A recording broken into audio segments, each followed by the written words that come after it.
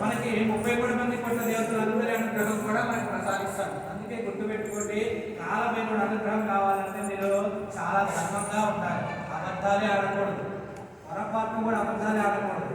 అబద్ధాలు ఆడారా ఆయన అనుగ్రహం దక్కదు.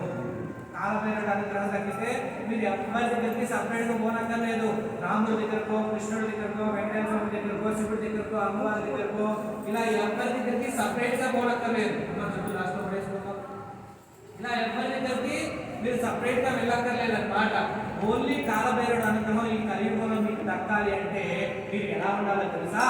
భగవంతుడి పట్ల మీకు నచ్చింది ఎవరైనా సరే, హనుమంతుడైనా, రాముడైనా, కృష్ణుడైనా, శివుడైనా, అమ్మవారైనా, ఎవరైనా సరే మీకు నచ్చిన భగవంతుని అనుగ్రహం దక్కాలి అంటే భగవంతుని పట్ల మీరు ఉండాల్సింది ఏంటంటే కదా, ప్రేమ, భక్తి, నమ్మకం, ధ్యాస, దృష్టి. ఈ ఐదింటిని మీరు పర్ఫెక్ట్ గా భగవంతునికి దగ్గర ఉంచగలిగినట్లయితే, గుర్తుపెట్టుకొని మళ్ళీ చెప్తున్నాను, ప్రేమ, భక్తి, నమ్మకం, ధ్యాస, దృష్టి. ఈ ఐదింటిని ఎవరైతే పర్ఫెక్ట్ గా పెట్టి సాధ్యమైనంత వరకు భగవన్నామస్మరణ చేసుకుంటూ ధర్మబద్ధంగా ముందుకు వెళ్తారో వాళ్ళ జీవితాల్లో మైనస్ అనేది జరగదు.